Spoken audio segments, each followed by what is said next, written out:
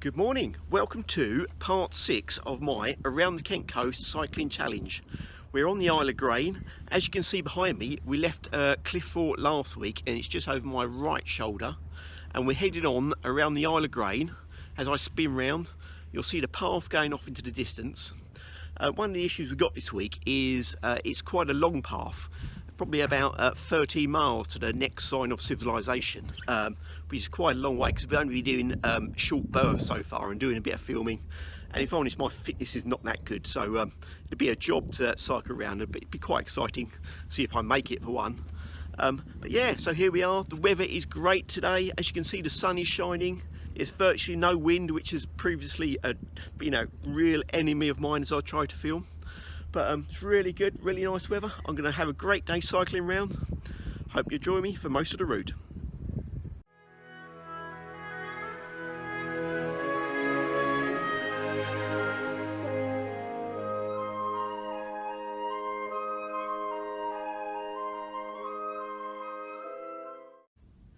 As you can see, we're a bit further along the path. I'm trying to do bigger segments of cycling, so I'm a bit puffed out. Spin round, it's quite a long path here. We just track along the River Thames. You can't see much of the River Thames because of this wall behind me, the sea wall, which is protecting the Isle of Grain.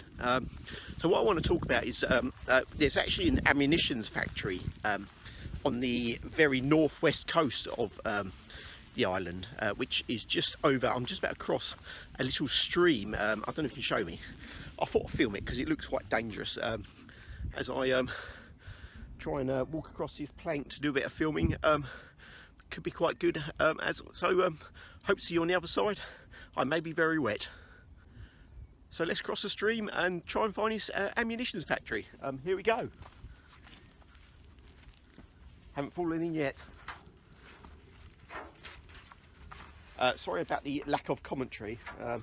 My concentration doesn't need to be quite high here. Haven't fallen in yet. Look at that, we're on the other side.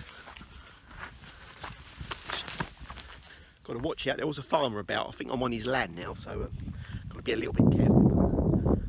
So as you see behind me, there's a few old derelict building which was actually part of a military explosives and ammunition factory many years ago. One of the reasons they would have built it out here is the amount of ammunition and explosives they can actually process. It depends on blast zones. Basically, if it all goes wrong and explodes, they've got to make sure there's no civilization or houses within the blast zone.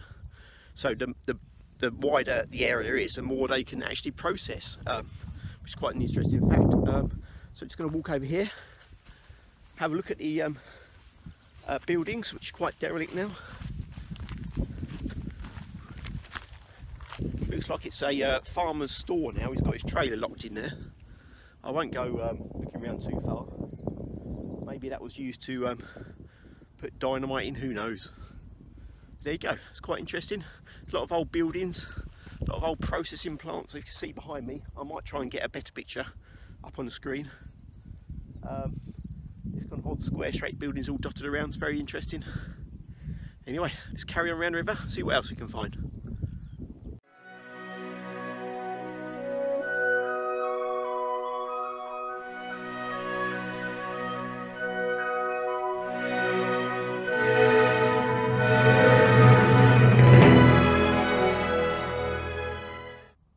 So we just passed the ammunitions factory. We've gone right round it. I don't know if you can see behind me the old kind of, it looks like kind of bunkers. I guess they were like processing plants for explosives or something. Quite a strange design. I did want to go and investigate, but you never know what's in the ground over there. There could be some kind of spent ammunition or some live ammunition kind of buried, which was worried me. I mean, if I trod on some, that would be good for my YouTube views, but maybe not so good for my legs. So I thought I'd better not go to explore too much.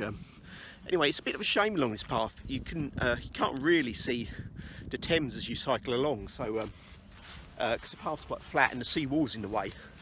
So I'm just going to walk off up the bank. You can see behind me, which is sea defence, which is stopping our view. Very inconsiderate, but I'm guessing it's there for a bigger purpose than my YouTube videos. So we're just going up now. Hopefully there might be some nice boats on the Thames. Oh, the tide is actually slowly going out by the look of it. It's a bit further out than it was earlier.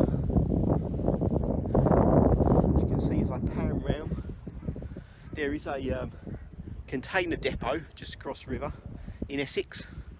A bit further around is a container ship being loaded. It may be a bit far off for you to see, but I can just see it in the distance. Pan round again, you can see some of the wildlife on the beach area. A few seabirds coming along the estuary. I would say it's about two kilometres across now to Essex. That's not measured, that's my random guess. But it's looking good, sun's still out. Wind's starting to pick up a little bit, which I'm worried about, but it seems to be holding off mostly for now. Right, so we better carry on, see what else we can find along the path that way.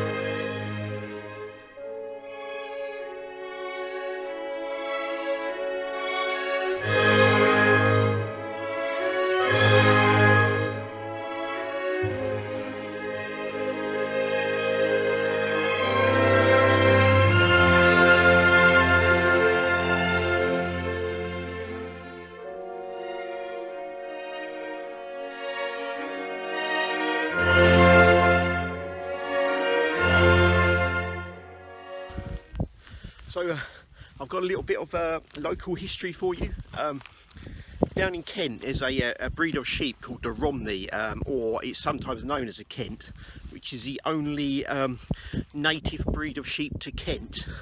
And as I spin round, I'll spin round slow because of the sun, you'll just see them behind me in the field. You may see them as dots. I will try and bring a picture up. But yeah, they're the local Kentish sheep breed. The meat's nice, but apparently it's a bit fatty. There you go, now that's an interesting fact.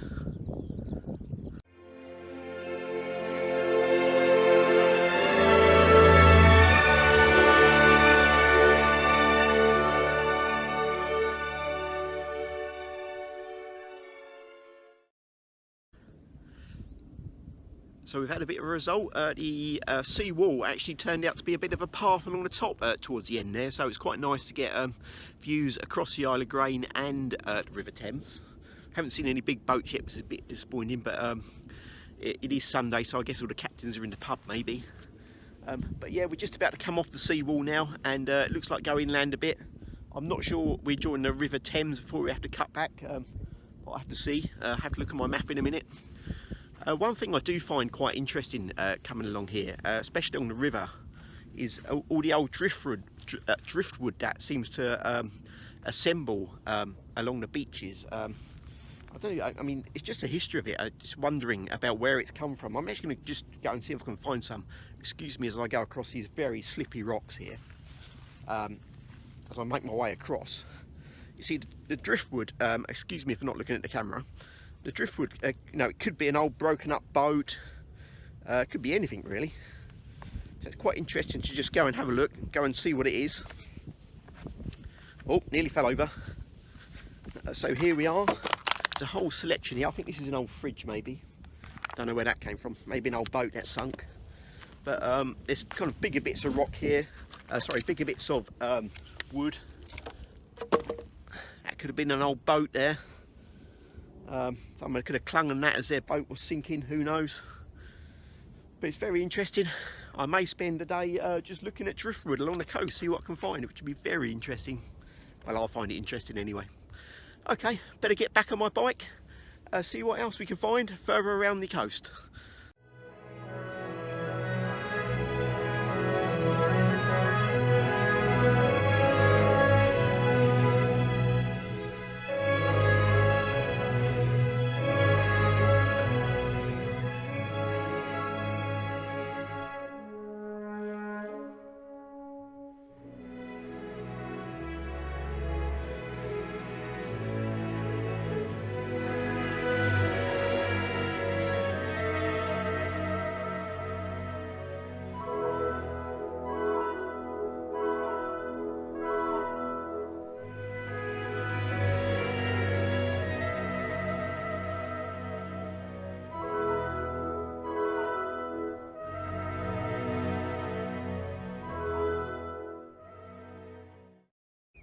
We've just come past this bay behind me.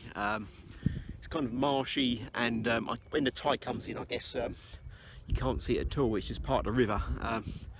But it's an amazing kind of harbour for wildlife here. So many birds dotted around.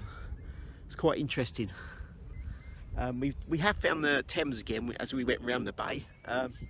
One interesting fact about this spot here, now I haven't worked this out exactly, but I think this actually gets the award for the remotest spot in Kent. Looking on the map, I estimate that the nearest habitable dwelling is, I would say, about 3 kilometres away, which I think you're probably right in saying that nowhere else in Kent is that far remote from any habitable dwelling.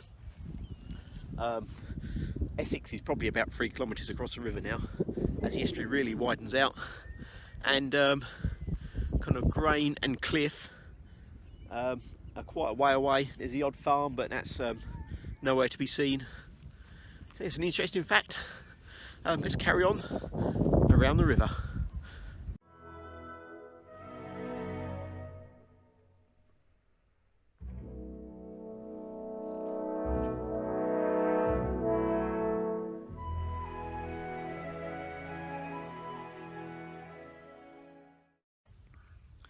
Just a reminder, I will be posting a different YouTube video of this trip today, which is just basically the footage from my head cam. All of it. Well, I do show snippets in my blog, but if you want to see the whole cycle around the northwest corner, which is quite a way today, please watch that. I'll put a link at the bottom in the description, so I hope you click on it.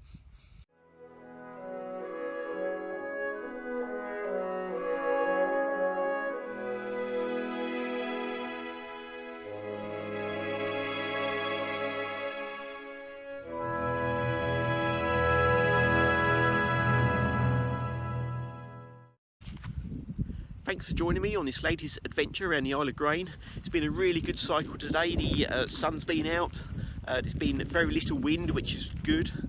It is February, and it actually feels probably about June, July time. The weather's warm. Well, I feel quite warm. It's been a long old cycle today, but I thoroughly enjoyed it. Saw some fascinating stuff along the way.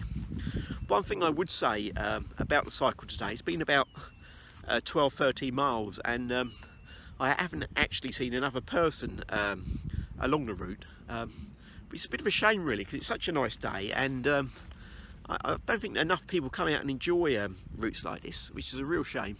So that's my last word of encouragement really, to kind of get out and do a bit of exploring and see what you can find.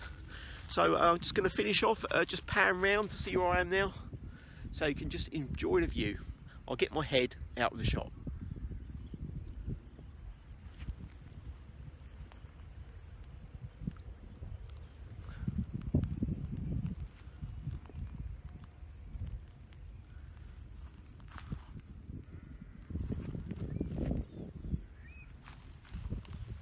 See you next week.